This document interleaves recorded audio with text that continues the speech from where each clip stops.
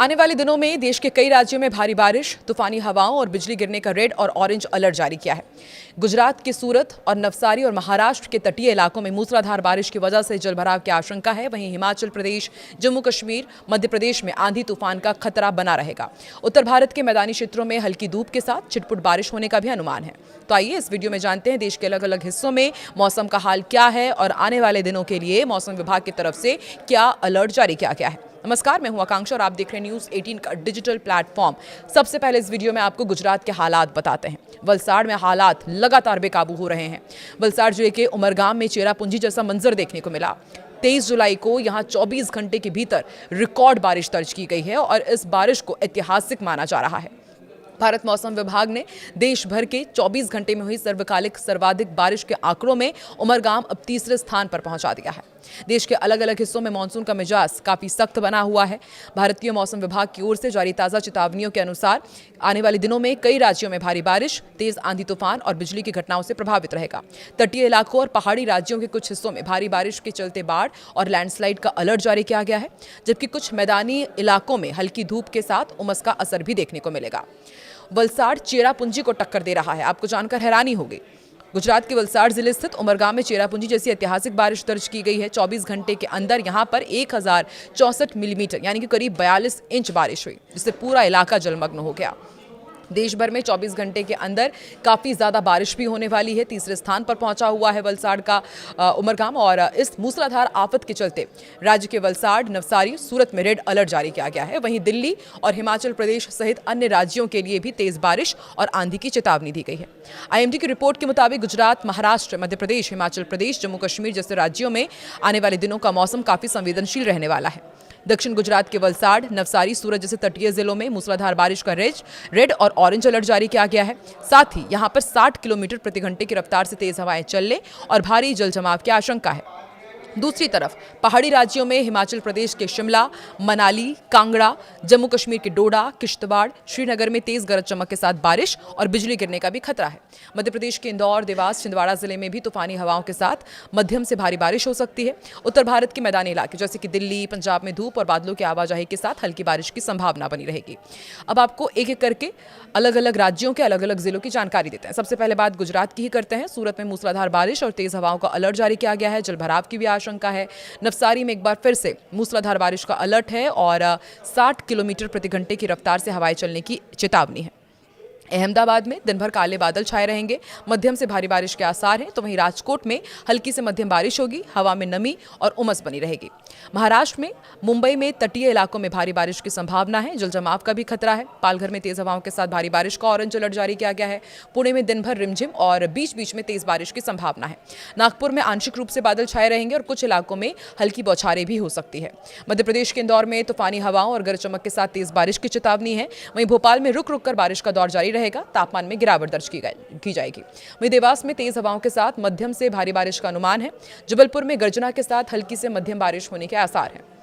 वहीं हिमाचल प्रदेश में शिमला में भारी बारिश का अलर्ट जारी किया गया है। तापमान में गिरावट दर्ज की गई है। ठंडक और बढ़ेगी। वहीं कांगड़ा में तेज गरज चमक के साथ मूसलाधार बारिश होगी और आकाशीय बिजली का भी खतरा है। वहीं मनाली में भूस्खलन संवेदनशील क्षेत्रों में बारिश, पर्यटकों के लिए चेतावनी जारी की गई है क्योंकि यहाँ पर भूस्खलन हो सकता है। सोलन में मध्य से भारी बारिश का अलर्ट है। रास्ते बाधित होने की भी आशंका है। जम्मू कश्मीर का भी अपडेट जान लीजिए। श्रीनगर में बादल छाए रहेंगे, तेज हवाओं के साथ बारिश होने का अनुमान है। वहीं जम्मू में गर्जना और आंधी के साथ मध्यम से तेज बारिश की संभावना है। अनंतनाग में पहाड़ी इलाकों में हल्की से मध्यम बारिश हो सकती है। ठंडी हवाएं यहां पर चलेंगी। वहीं डोडा में भारी बारिश की चेतावनी जारी की गई है। नदी नालों के पास ना जाने की सलाह दी गई है। छत्तीसगढ़ का अपडेट है कि कोरिया में तूफानी बारिश का ऑरेंज अलर्ट है। तेज हवाएं चलने का अनुमान है।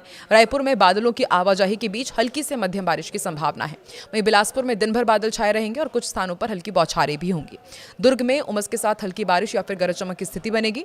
असम के डिब्रूगढ़ में भारी बारिश और तेज तूफानी हवाओं का अलर्ट जारी किया गया है। वहीं जोरहाट में मध्यम से भारी बारिश की संभावना है। मौसम नम रहेगा। वहीं तिनसुकिया में झमाझम बारिश और गरज चमक के साथ बादल छाए रहेंगे। गुवाहाटी का अपडेट आपको दे दे। हल्की धूप के बाद बादलों की आवाजाही और हल्की बौछारें यहां पर देखने को मिलेंगी। राजस्थान के उदयपुर में बादलों की घटा के साथ मध्यम बारिश का दौर देखने को मिलेगा। वहीं जयपुर में आंशिक धूप रहेगी, बादलों की आवाजाही देखने को मिलेगी और हल्की बौछारों की संभावना है। वहीं कोटा में दिन भर नमी रहेगी, गर्जना के साथ हल्की बारिश हो सकती है। जोधपुर में तेज धूप खिलने से तापमान बढ़ेगा। मौसम काफी शुष्क रहेगा। वहीं उत्तर प्रदेश के वाराणसी में बादलों का डेरा देखने को मिलेगा, हल्की बारिश हो सकती है और बूंदाबांदी भी संभव है। उत्तर प्रदेश का भी अपडेट आपको देते हैं। लखनऊ में आंशिक रूप से धूप खिलेगी, उमस भरी गर्मी का असर देखने को मिलेगा। वहीं नोएडा में धूप छांव के बीच हल्की बौछार पड़ने के आसार हैं। कानपुर में दिन भर उमस बनी रहेगी, शाम तक हल्की बारिश की उम्मीद है। वहीं दिल्ली एनसीआर में धूप और बादलों का मिला जुला मौसम देखने को मिलेगा, हल्की बौछारें पड़ सकती हैं।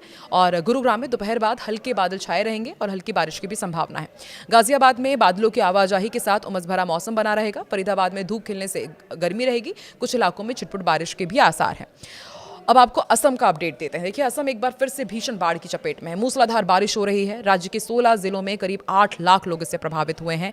50 लोगों की अब तक मौत हो चुकी है। एनडीआरएफ, एसडीआरएफ, सेना और वायुसेना राहत और बचाव अभियान में जुटे हुए हैं। लेकिन सवाल वही है जो हर साल मानसून के साथ उठता है कि आखिर असम में बाढ़ इतनी विनाशकारी क्यों होती है? क्या इसकी वजह सिर्फ बारिश है या फिर इसके पीछे ब्रह्मपुत्र नदी की बनावट, जलवायु परिवर्तन और चीन की गतिविधियां भी जिम्मेदार है? समझाते हैं आपको। देखिए, असम की जो बाढ़ की कहानी है वो ब्रह्मपुत्र नदी से शुरू होती है। तिब्बत में ग्यारलुंग तंगसांगपो के नाम से निकलने वाली ये नदी अरुणाचल प्रदेश में सियांग बन जाती है और फिर असम से होकर बांग्लादेश में एंट्री लेती है। रास्ते में इसमें सुबनसिरी, मानस, जिया भराली, धानसिरी और कोपली समेत 50 से ज्यादा बड़ी सहायक नदियां मिलती है। यही वजह है कि मानसून के दौरान इसमें अचानक बड़ी मात्रा में पानी आ जाता है।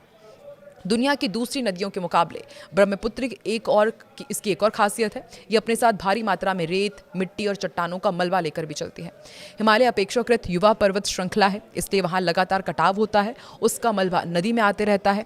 ये मलबा नदी के तल में जमा होता है और इससे कई हिस्सों में नदी उथली हो जाती है और उसकी जल धारण क्षमता कम हो जाती है। नतीजा ये होता है कि बारिश बढ़ते ही नदी अपने किनारे तोड़कर आसपास के इलाकों में फैल जाती है। और एक्सपर्ट्स का मानना है कि पहले भी असम में बाढ़ आती थी, लेकिन अब उसकी तीव्रता और आवृत्ति दोनों बढ़ गई है।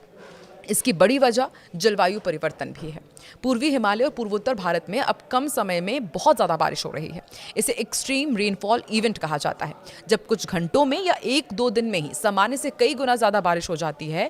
नदियाँ और ड्रेनेज सिस्टम उसे संभाल नहीं पाते। इसके अलावा हिमालयी क्षेत्रों में तेज़ी से हो रहे कटाव के कारण ब्रह्मपुत्र में पहले से ज़्यादा गाद जमा हो रहा है। इससे हर साल नदी का रास्ता बदल जाता है, कटाव बढ़ जाता है। असम में हजारों परिवार हर साल अपनी ज़मीन और घर खो देते हैं। मजबूरी में वो नदी के बीच बनने वाले छोटे छोटे द्वीपों यानी कि चार पर बस जाते हैं, लेकिन अगली बाढ़ में यही इलाके सबसे पहले डूबते हैं। इंसानी दखल भी बहुत बड़ी वजह बनता है। विशेषज्ञ इसे सिर्फ प्रकृति को जिम्मेदार नहीं बताते। उनका ये भी कहना है कि इंसानी गतिविधियों ने भी बाढ़ की समस्या को और गंभीर बना दिया है। राज्य में बड़ी संख्या में वेटलैंड्स पर कब्जा हुआ है। जंगलों की कटाई से बारिश का पानी तेजी से नदियों में पहुंच जाता है। कई पुराने तटबंध अब कमजोर पड़ चुके हैं। दूसरी तरफ ब्रह्मपुत्र लगातार अपना रास्ता बदलती रही है। ऐसे में सिर्फ तटबंध बनाकर बाढ़ को हमेशा के लिए रोकना संभव नहीं है। यही वजह है कि विशेषज्ञ नदी बेसिन प्रबंधन, वेटलैंड संरक्षण और वैज्ञानिक बाढ़ प्रबंधन पर भी ज्यादा जोर दे रहे हैं। तो असम में बाढ़ कोई नई बात नहीं है, लेकिन कुछ साल ऐसे रहे हैं जिन्हें आज भी सबसे भीषण आपदाओं में गिना जाता है। एक बार नहीं, 2 बार नहीं, कई बार असम इसी तरह से काफ़ी ज़्यादा भीषण बाढ़ से प्रभावित हुआ है। 2019 में तो 52 लाख लोग प्रभावित हुए थे। 2022 में 32 जिलों में 56 लाख से ज़्यादा लोगों को प्रभावित किया था। 190 से ज़्यादा लोगों की जान चली गई थी। कई शहरों में बाढ़ देखने को मिली थी और 2026 में एक बार फिर से राज्य गंभीर संकट से गुजर रहा है। मौतों का आंकड़ा 50 तक जा पहुंचा है। राहत एजेंसियों का कहना है कि हालात अभी और भी बिगड़ सकते हैं। विशेषज्ञों का मानना है कि असम की बाढ़ का कोई एक स्थायी समाधान नहीं है और ब्रह्मपुत्र जैसी विशाल नदियों को पूरी तरह नियंत्रित करना लगभग असंभव भी है। इसलिए अब रणनीति बदलने की ज़रूरत बताई जा रही है। मजबूत तटबंध बनाए जाएं, नदी बेसिन का वैज्ञानिक प्रबंधन हो, आर्द्र भूमि यानी कि वेटलैंड का संरक्षण बढ़े, बाढ़ संभावित क्षेत्रों की वैज्ञानिक योजना बनाई जाए, आधुनिक पूर्वानुमान प्रणाली बनाया जाए और गाँव स्तर तक समय पर चेतावनी पहुँचाना ही नुकसान कम करने का सबसे प्रभावी तरीका माना जा रहा है। आपको क्या लगता है, क्या रणनीति और आगे अपनाई जानी चाहिए और आप देश के किस हिस्से से ताल्लुक रखते हैं और अभी वहां पर किस तरीके का मौसम है? क्या ज्यादा बारिश हो रही है, बाढ़ की चपेट में है, किस तरह की मदद आप तक पहुंच रही है या फिर सूखे की मार आप झेल रहे हैं? कमेंट सेक्शन में जरूर बताएं।